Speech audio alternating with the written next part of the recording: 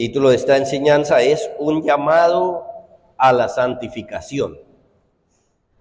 Y vamos a leer en Romanos, la epístola a los Romanos, capítulo 8. Voy a estar leyendo hasta el verso 15. Dice así: ahora pues, ninguna condenación hay para los que están en Cristo Jesús, los que no andan conforme a la carne, sino conforme al Espíritu. Porque la ley del Espíritu de vida en Cristo Jesús me ha librado de la ley del pecado y de la muerte.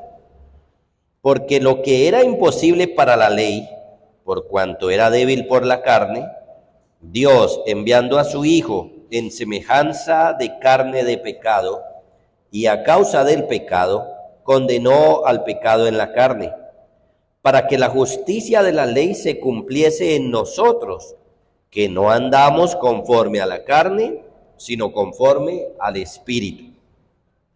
Porque los que son de la carne piensan en las cosas de la carne, pero los que son del Espíritu, en las cosas del Espíritu. Porque el ocuparse de la carne es muerte, pero el ocuparse del Espíritu es vida y paz. Por cuanto los designios de la carne son enemistad contra Dios, porque no se sujetan a la ley de Dios, ni tampoco pueden. Y los que viven según la carne no pueden agradar a Dios.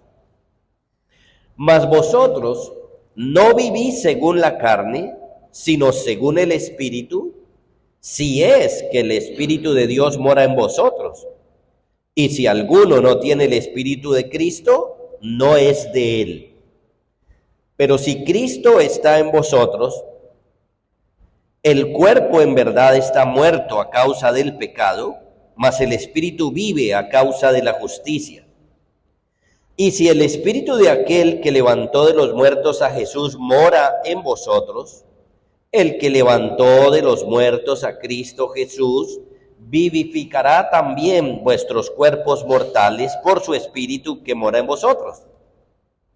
Así que, hermanos, deudores somos, no a la carne para que vivamos conforme a la carne, porque si vivís conforme a la carne moriréis. Mas si por el Espíritu hacéis morir las obras de la carne, viviréis. Porque todos los que son guiados por el Espíritu de Dios, estos son hijos de Dios. Pues no habéis recibido el espíritu de esclavitud para estar otra vez en temor, sino que habéis recibido el espíritu de adopción, por el cual clamamos, Abba Padre. Si hemos entendido bien la obra salvífica del Señor Jesús, podemos concluir que el trabajo, la obra del Señor se centra especialmente en el pecado. Librarnos del pecado, salvarnos del pecado en todas las formas como eso es necesario. Esto es importante entenderlo, hermanos, porque no es meramente que Él nos salva del infierno, sino de lo que nos lleva al infierno. Y parece que no tuviera mucho peso, pero sí lo tiene. Por ejemplo, si nosotros pensamos que debemos ser salvos del infierno, pero no de lo que nos lleva al infierno, entonces siempre esperaríamos, buscaríamos y viviríamos de tal manera que seamos librados de esa condenación eterna, pero nunca viviríamos en santidad. Nunca nos preocuparía la santidad. Y la santidad es algo que debe preocuparnos, porque, por ejemplo, entre muchísimos otros pasajes de la Biblia se dice: sin santidad nadie verá a Dios. La buena noticia y la gloriosa noticia es que la obra del Señor Jesús gira en torno a librarnos del pecado en todas las formas como eso es posible. Por ejemplo, la obra de Cristo tiene que ver con librarnos de la culpa del pecado, la condenación del pecado y la corrupción del pecado. Tres cosas he mencionado ahí de manera general. Nos libra de la culpa y eso es maravilloso porque si no nos librara de la culpa, pues somos culpables y por lo tanto deberíamos ser condenados. Nos libra de la condenación del pecado, lo que hace que nosotros seamos justos en el tribunal de Dios. Y nos libra de la corrupción del pecado, lo que significa que hoy y mientras estemos vivos, el Señor Jesús estará obrando en nuestros corazones para ir mortificando o frenando nuestros pecados. Claro, entendemos que mientras estemos en esta vida, hay pecado en nosotros.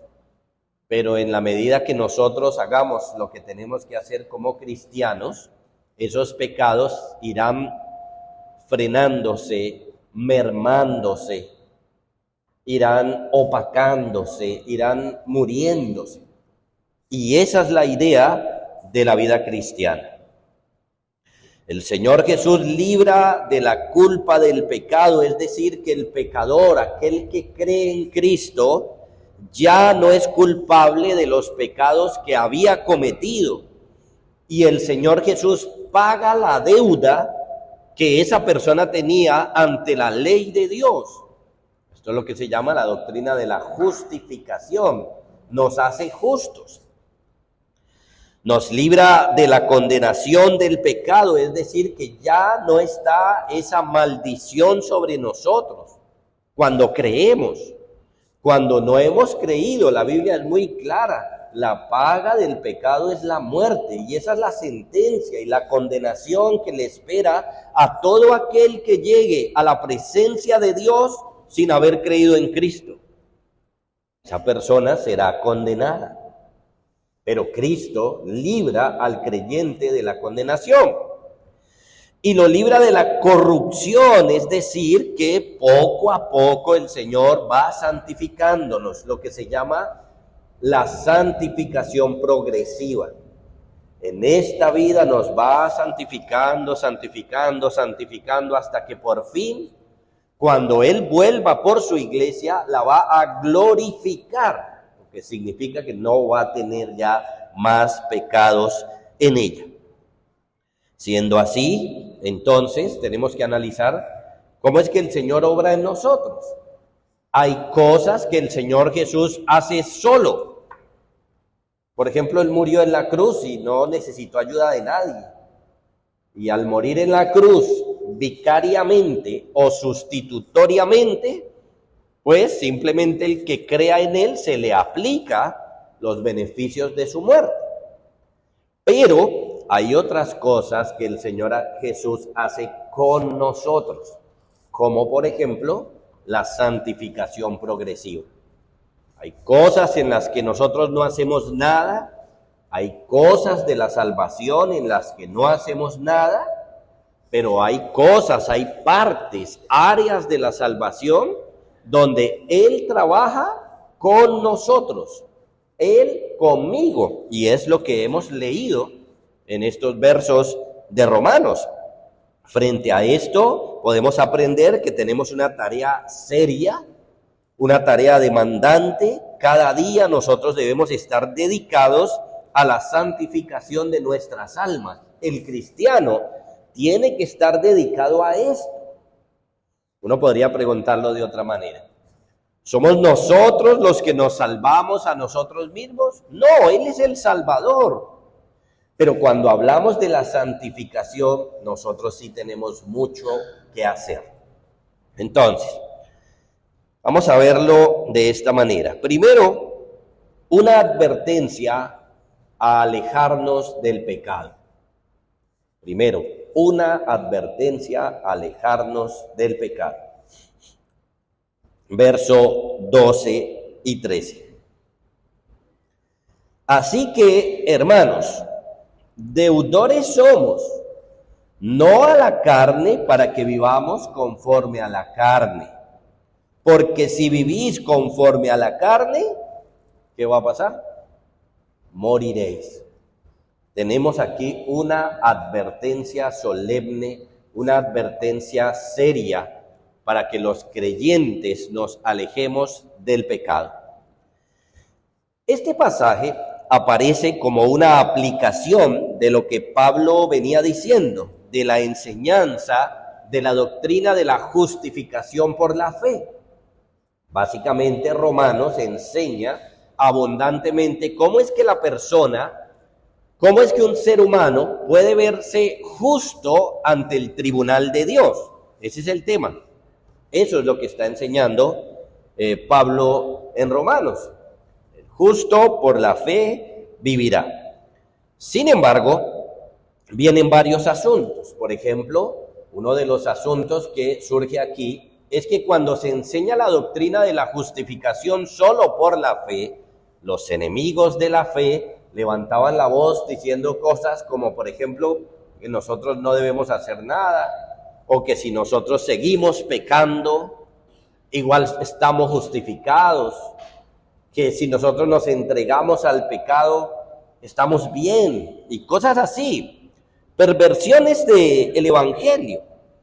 Entonces, Pablo ha venido hablando de cómo la obra de Cristo nos libra a nosotros de los efectos desastrosos del pecado, de cómo Cristo nos libra del pecado y de la muerte, cómo nos justificó, cómo ganó la salvación. Y Pablo se goza en eso. Miren el verso 1. Ahora pues, ninguna condenación hay para los que están en Cristo Jesús. Un pasaje maravilloso que nos enseña que la obra de Cristo es perfecta. El que está en Cristo está salvo. El que está en Cristo no tiene ninguna condenación, nada lo condena porque la obra de Cristo es perfecta y maravillosa. Luego empieza a explicar quiénes son los que andan en Cristo. Y esto es supremamente importante. ¿Quiénes son los que andan en Cristo? O dicho de otra manera, ¿quiénes son los verdaderos creyentes? ¿Cómo podemos nosotros distinguir a un verdadero creyente? O nosotros mismos, ¿cómo puedo yo saber que soy un verdadero creyente? Bueno, se explica varias veces en este pasaje que los verdaderos cristianos son los que no andan conforme a la carne. La palabra carne allí no se refiere a esta carne. La palabra carne allí se refiere al pecado que hay en nosotros. Entonces, un cristiano es alguien que no vive dándole rienda suelta a su propio pecado. No. Por el contrario, nos dice que el verdadero creyente es alguien que vive conforme al Espíritu Santo, la tercera persona de la Trinidad. Dicho de otra manera, la evidencia de que alguien ha sido salvado por el Señor Jesús, la evidencia de que alguien ha sido justificado es que no anda conforme a sus propios pecados, sino que anda conforme a lo que dice el Espíritu Santo en la palabra. Verso 9, hablándole a los cristianos de Roma, mas vosotros no vivís según la carne, sino según el Espíritu. Y miren lo que sigue. Si es que el Espíritu de Dios mora en vosotros, y si alguno no tiene el Espíritu de Cristo, no es de él. Miren lo importante de este tema. Como le está escribiendo a una iglesia, él afirma, vosotros no vivís según la carne, pero hace una salvedad, porque dentro de la iglesia hay gente que es cristiana y gente que no es cristiana. Entonces, él hace la salvedad. Si es, ¿cierto? Si lo notan, si es que el Espíritu de Dios mora en vosotros. Si el Espíritu Santo mora en una persona, si el Espíritu Santo ha hecho su habitación en una persona, esa persona no vive según la carne. Eso no significa que el cristiano no caiga en pecados, sino que no vive practicando los pecados. Se vive alejando de ellos, vive mortificándolos, vive tratándolos bíblicamente. Entonces, si encontramos a alguien en el contexto de la iglesia que le da rienda suelta a los pecados, no importa cuál, que le da rienda suelta a los pecados, entonces podemos tener serias dudas de que esa persona sea cristiano. Caso contrario, si la persona vive mortificando su pecado, vive tratando su pecado, entonces eso es una evidencia de que es un creyente y sobre todo de que lo está haciendo porque el Espíritu de Dios mora en esa persona. Es decir, el Espíritu Santo no nos va a dejar vivir una vida de pecado. Miren, antes de ser creyentes, nosotros andábamos según la carne. Antes de ser creyentes, nosotros vivíamos en pecado.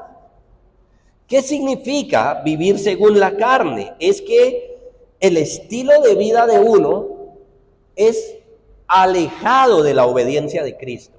Nosotros no le hacíamos caso a Cristo, no le hacíamos caso a su palabra, ni la leíamos, ni nos interesaba, pero sí vivíamos conforme a nuestros deseos, a nuestros sentimientos, a nuestros apetitos pecaminosos, no importa cuál fuera. Cada uno de nosotros puede tener inclinaciones hacia diferentes pecados. Lo lamentable de eso es que nosotros éramos esclavos del pecado. No éramos libres. No era sino que nuestro propio pecado en nuestro interior nos pidiera algo y de inmediato nosotros se lo concedíamos. Y vivíamos de esa forma, según la carne, lo que nos pidiera. Si queríamos ofender, si queríamos pelear, si queríamos gritar a la gente, lo hacíamos. Cualquier cosa que nos saliera pecaminosa la hacíamos. Por ejemplo, noten que hay personas que dicen, yo no voy a la iglesia porque allá nos prohíben beber. ¿Sí lo notan? Como si venir a la iglesia o venir a Cristo los esclavizara. Pero realmente no se dan cuenta que no son libres. No son libres, son esclavos de sus propios pecados. Y cada vez que sus propios deseos les pide emborracharse o cometer cualquier otro pecado, se entregan a los pecados. No le ponen frenos. ¿Por qué? Porque viven conforme a la carne. Esa es la forma como ellos están viviendo. Pero de los creyentes se dice que ellos no andan conforme a la carne. Los cristianos no andan obedeciendo sus apetitos pecaminosos. Cuando en el cristiano el pecado le pide algo, el cristiano no vive cediendo a sus propios pecados. No vive según la carne, sino conforme al Espíritu o según el Espíritu. La idea fundamental entonces es que el cristiano ha sido hecho libre por Cristo, de tal manera que la naturaleza pecaminosa que hay en uno no está al control de uno. El que está al control de uno ahora es el Espíritu Santo.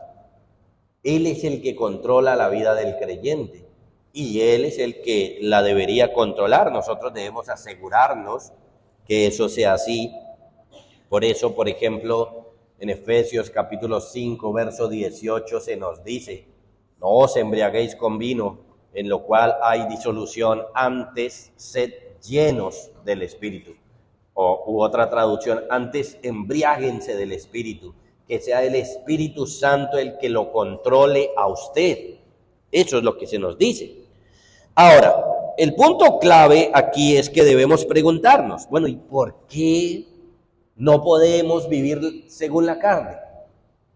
¿Por qué no debemos vivir según la carne? ¿Por qué no debemos darle rienda suelta a los pecados que hay en nosotros? ¿Por qué? Miren, el verso 13 lo dice. Porque si vivís conforme a la carne, moriréis. Eso no significa que la salvación se pierda o algo así. Porque note lo que venía diciendo. Si es que el Espíritu de Dios mora en vosotros. Si el Espíritu de Dios no mora en nosotros, Si el Espíritu de Dios no mora en mí, yo me puedo llamar cristiano y puedo asistir a una iglesia, pero si el Espíritu de Dios no vive en mí, entonces yo vivo según la carne. Claro, cuando uno está en el contexto de la iglesia, uno aprende a ser hipócrita y que la gente no se dé cuenta que uno está entregado a los pecados. Pero note que de eso no se está hablando, no se está hablando de que la gente sepa mis pecados, o no. Se está hablando de que el que tiene el Espíritu vive según el Espíritu. No importa si lo ven o no lo ven. Pero el asunto es este: si vivís conforme a la carne, moriréis. ¿Por qué? ¿Qué significa esto? ¿Qué es lo que hay allí? Bueno, que las personas que viven conforme a su propio pecado, las personas que viven dándole rienda suelta a su pecado, no son de Cristo.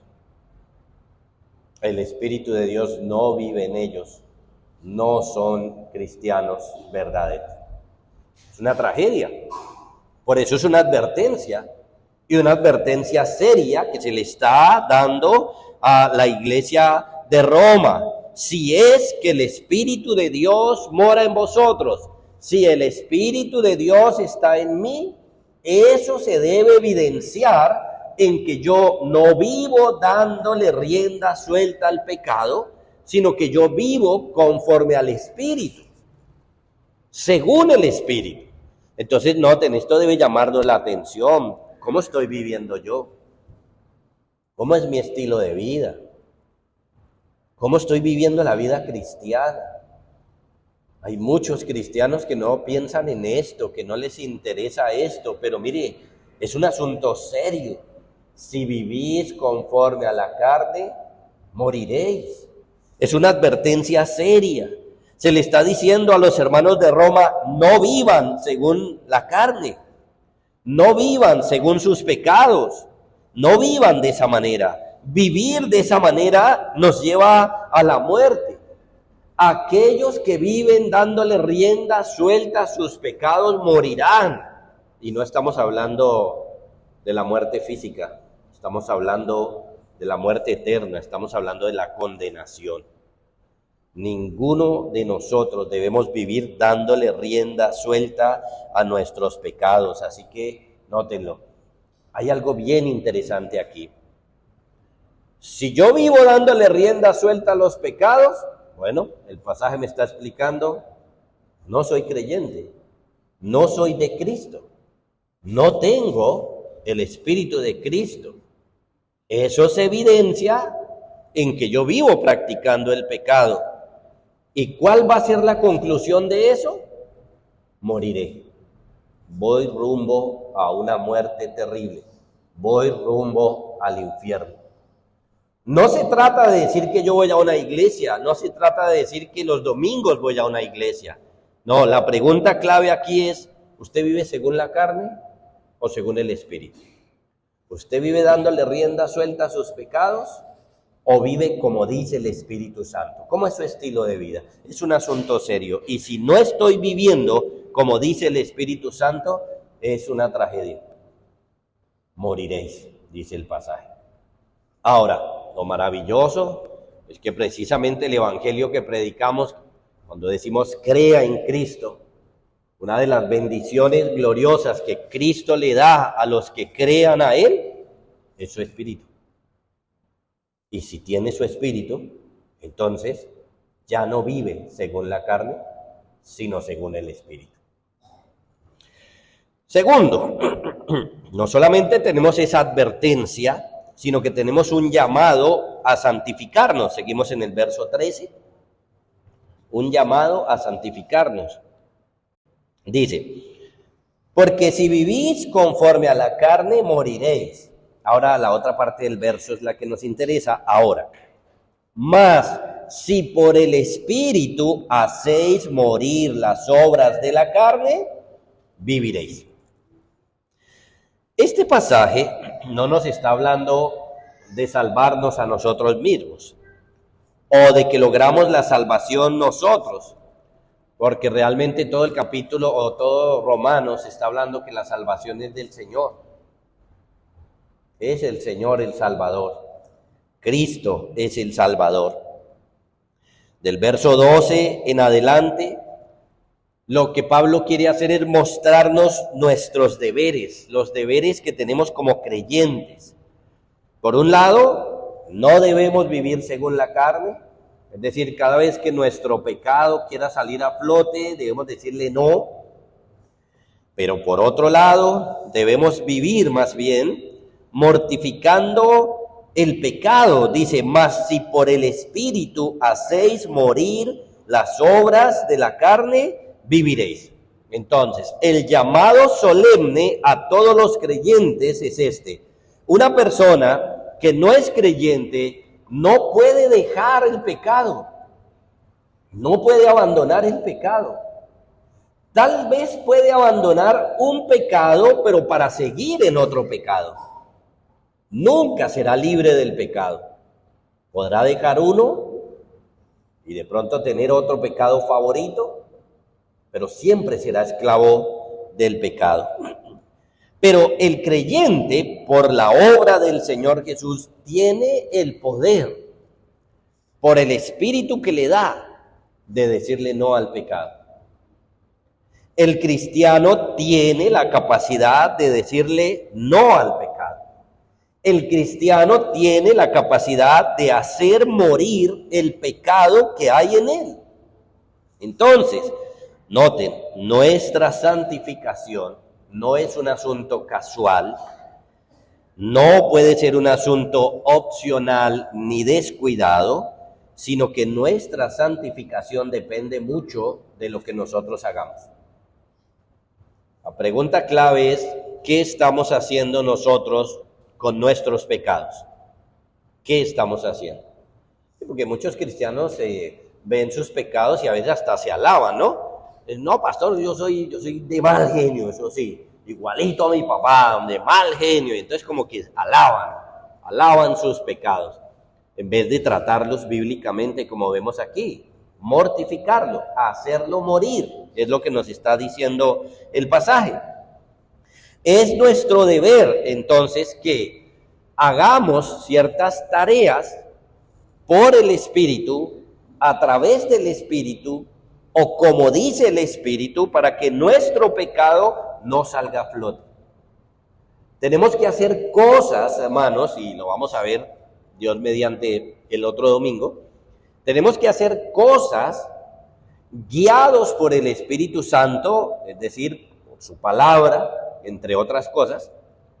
Tenemos que hacer cosas que hagan que nuestros pecados pierdan la fuerza. Por ejemplo, si usted reconoce que es una persona iracunda, eso hay que tratarlo. Y va a tener el poder del Espíritu Santo. Y va a tener los medios que Él da para mortificar ese pecado, para matarlo. Tiene que usar los medios establecidos por Cristo para eso. Claro, si usted quiere tratar con sus pecados a su acomodo, a su manera, pues eso no le va a traer ninguna bendición, porque Cristo es el Salvador. Entonces es como diga el Señor, es como en los métodos que Él nos da. Pero si hacemos lo que el Señor nos dice, entonces vamos a vivir una vida de santidad. Noten, ¿quién es un cristiano entonces según este pasaje? Es alguien que vive haciendo morir las obras de la carne. Un cristiano es alguien que vive matando sus propios pecados, ahogándolos, frenándolos, atacándolos. Un cristiano vive buscando una vida de santidad. Eso es algo que le interesa por encima de todo, ser transformado, como dice la Escritura, a la imagen del Señor Jesucristo. El cristiano es un guerrero y él lucha, pero no lucha contra los otros hermanos ni contra las personas, lucha contra sus propios pecados. Lucha en los términos del Señor. Dice, mas si por el Espíritu hacéis morir las obras de la carne, viviréis. Es nuestro deber, hermanos. Es nuestro deber que nosotros ataquemos los pecados que hay en nosotros todo el tiempo. Todo el tiempo. Como se los decía al principio. Hay obras de la salvación que hace solo el Señor Jesús, como morir en la cruz. Pero la santificación es Él conmigo. Yo tengo que mortificar el pecado que hay en mí. Mire lo que dice Juan 14, 15 al 18. En su discurso final, esa noche, cuando ya el Señor en la madrugada fue apresado, estaba con sus discípulos y estas son unas de las palabras que les dijo a sus discípulos. Juan 14, 15 en adelante les dijo: si me amáis, guardad mis mandamientos. Y yo rogaré al Padre y os dará otro consolador para que esté con vosotros para siempre. El Espíritu de verdad, al cual el mundo no puede recibir porque no le ve ni le conoce, pero vosotros le conocéis porque mora con vosotros y estará en vosotros. No os dejaré huérfanos, vendré a vosotros. Hermanos, esta es una bendición maravillosa. Ahí Cristo prometió su Espíritu Santo a los creyentes, a los suyos, a sus discípulos. Ahí era apenas una promesa que se cumple el día de Pentecostés, en Hechos capítulo 2. Para nosotros ya es una promesa cumplida. Esta ya es una realidad. Todo verdadero creyente tiene el Espíritu Santo. Y miren lo que dice el verso 18. No os dejaré huérfanos, vendré a vosotros a través del Espíritu Santo. Así que si nosotros hacemos morir nuestros pecados a través del Espíritu Santo, obedeciendo al Espíritu Santo, siendo guiados por el Espíritu Santo, siendo controlados por el Espíritu Santo, bueno, vamos a santificarnos, vamos a lograr grandes victorias sobre nuestros pecados, vamos a honrar al Señor con un estilo de vida mejor, más santo, y sobre todo, esto nos va a dar mucha seguridad de salvación. Porque miren, en tercer lugar, veamos un incentivo poderoso para la santificación. Verso 14. Dice: porque todos los que son guiados por el Espíritu de Dios, estos son hijos de Dios. Este es un incentivo poderoso y maravilloso para la santificación. Estamos entonces, note, en un tiempo donde hay mucha confusión doctrinal, donde cualquier persona se llama cristiano, donde a veces vemos personas que tienen cosas terribles, pecados terribles, pero se siguen llamando a sí mismos creyentes. Y realmente mucho de eso es el engaño del pecado. Se engañan a ellos mismos pensando que las cosas van bien cuando no van bien. Este mismo pasaje nos lo ha mostrado con esa advertencia del primer punto. Si vivís conforme a la carne, moriréis.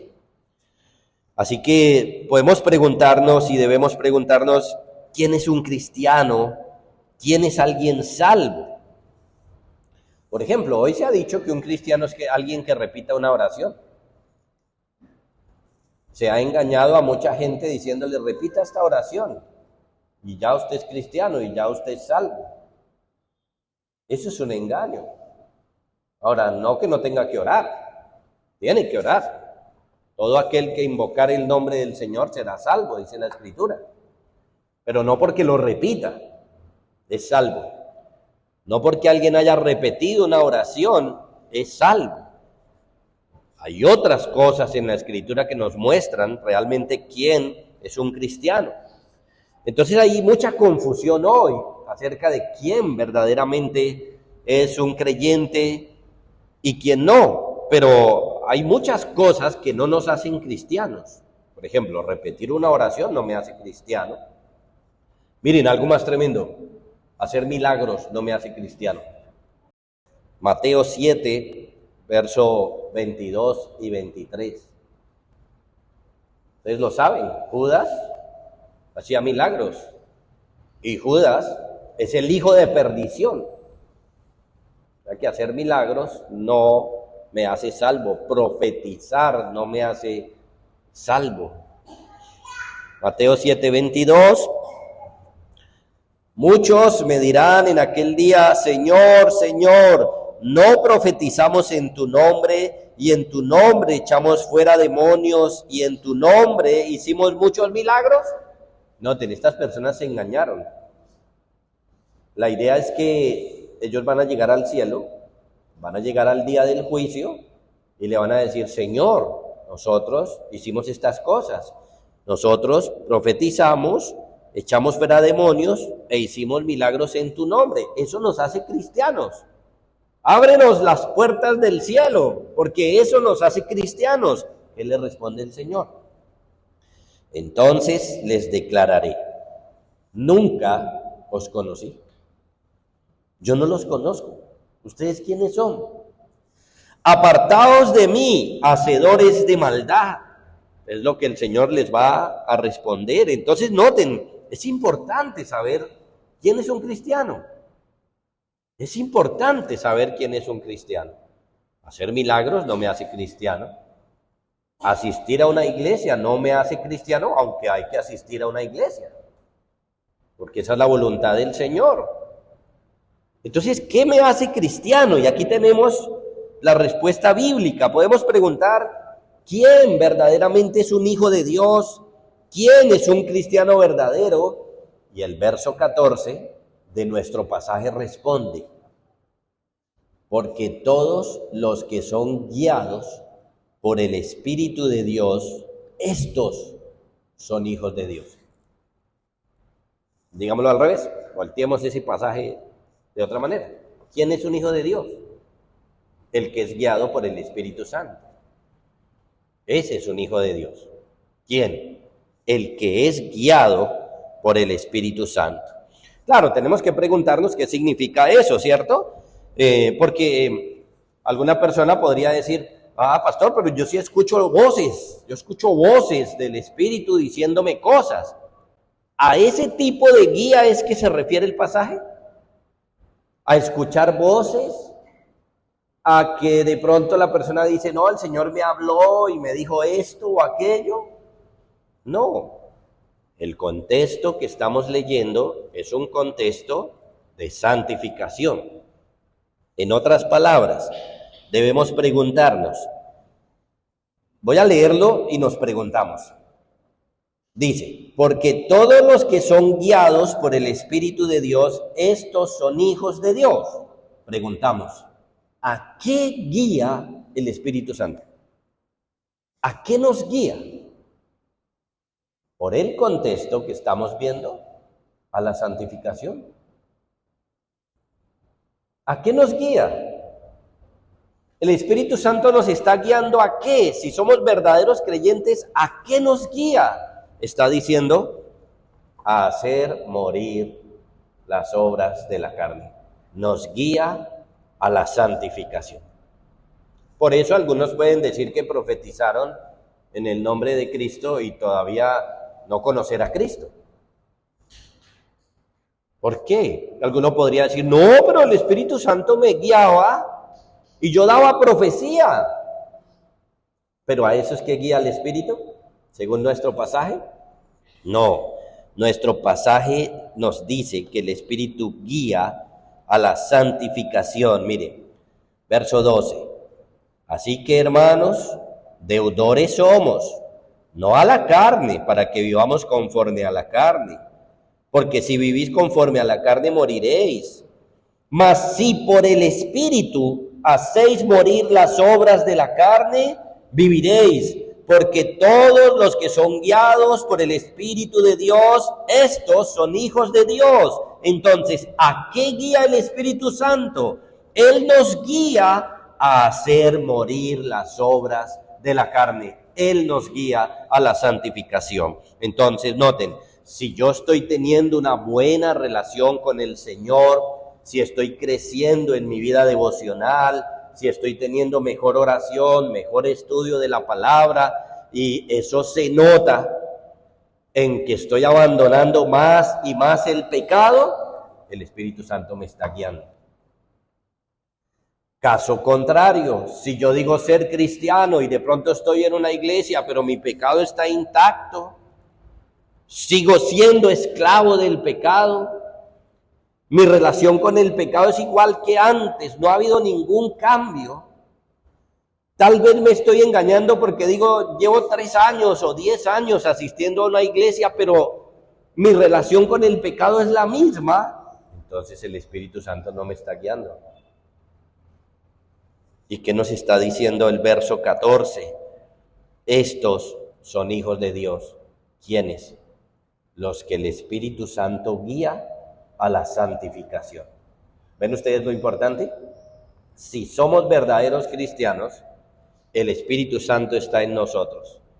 ¿Y qué está haciendo Él en nuestros corazones? Guiarnos a la santidad, a la santificación.